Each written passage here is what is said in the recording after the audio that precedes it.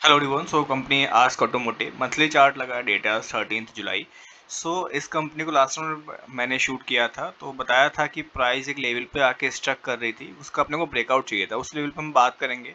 जो आप सारे ट्रेंड लाइन लेवल जो देख रहे हैं उस टाइम के ड्रॉ हैं, तो हम ये देखेंगे कि उस पॉइंट पे प्राइस ने क्या किया है। फिलहाल वीकली पे जाऊँगा, तो जो लास्ट वीक क्लोज हुआ मेरे को स्ट्रॉन्ग दिखता है, यानी कि इस पर मेरा कर्जा रखा हुआ 7 जुलाई वाला वीक, वहाँ पे स्ट्रॉन्गनेस है अराउंड 4% के आसपास के अपसाइड मूवमेंट अपने को मिली है।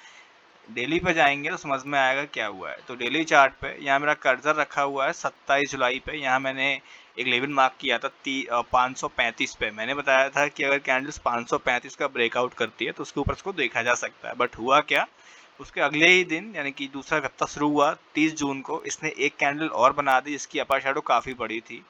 और मैं इस कैंडल की बात कर रहा हूँ जो बॉक्स के अंदर है। ये कैंडल इसने बना दी, इसकी अपर शैडो काफ़ी बड़ी थी। ठीक है, इसने अपनी अपर शैडो बनाई, इसका नया हाई बन गया था, वो है तकरीबन 547.70। राउंड फिगर देखेंगे 550 के आसपास का नया हाई बन गया था।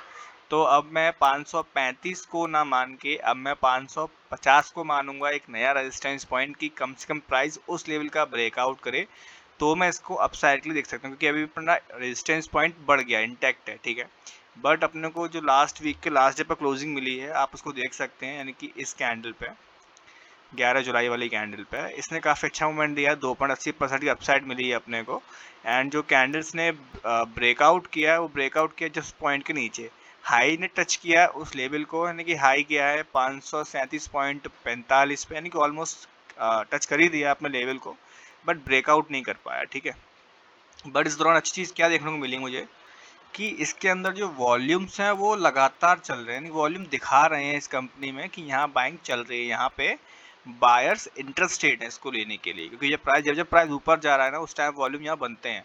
अगर मैं इस पूरे एरिया की बात करूँ, मैंने पहले ही बताया था, अगर मैं इस पूरे एरिया की बात करूँ तो यहाँ प्राइस ऊपर जा रहा, वॉल्यूम बन रहे हैं। किसी ग्रोथ कंपनी, किसी ग्रोथ चार्ट को देखना यही सबसे तरीका यही है कि आप उनके वॉल्यूम्स फॉलो करें। वॉल्यूम्स और चार्ट जैसा बन रहा है, पैटर्न जैसा बन रहा है, उसको फॉलो किया जाए तो समझ में इजीली आ सकता है कि उस टाइम पे उस टाइम पीरियड में इस कंपनी में क्या चल रहा है। तो जैसे प्राइस ऊपर जा रही है वैसे यहाँ वॉल्यूम्स हैं। हालांकि हो रहा है कि साथ साथ थोड़ा बहुत यहाँ पे सेलिंग भी की जा रही है, थोड़ा प्रॉफिट की बुकिंग की जा रही है, बट ठीक है, प्राइस लगातार इंटरेस्टेड है प्राइस ऊपर जाने के लिए। तो अपना बस अब अगला रेजिस्टेंस पॉइंट दिखता है मुझे, वो है इस लाइन के ऊपर।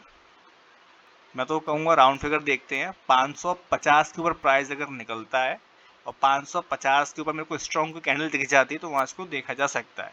या फिर स्ट्रॉन्ग कैंडल नहीं दिखती, अगर इस टाइप की कैंडल दिख जाती है जहाँ बनी है 26 जून पे, तो वहाँ भी इसको देख सकते हैं पर वॉल्यूम के ऊपर। और अगर ऐसी कैंडल पे हम इसको देख रहे हैं, ऐसी कैंडल यहाँ बनी है 26 जून पे, तो वहाँ हमें अपने स्टॉप लॉस टाइट रखना पड़ेगा। माइट भी चांसेस हो सकता था सेलिंग वहाँ से आना शुरू हो जाए। इसलिए मैं बोल रहा हूँ कि हम एक प्रॉपर अच्छा ब्रेकआउट का ही वेट करेंगे जो कंफर्म करे आगे के लिए। सो बस यही चीज़ें हैं, 550 का ब्रेकआउट का वेट करना है अगले पॉइंट के लिए। अगर 550 का लेवल ब्रेक करती है कैंडल्स अच्छे वॉल्यूम्स के साथ में, अच्छे प्राइस अच्छी कैंडल के साथ में, तो माइट भी चांसेस बने शायद उसको ऊपर के लिए और देख पाएँ।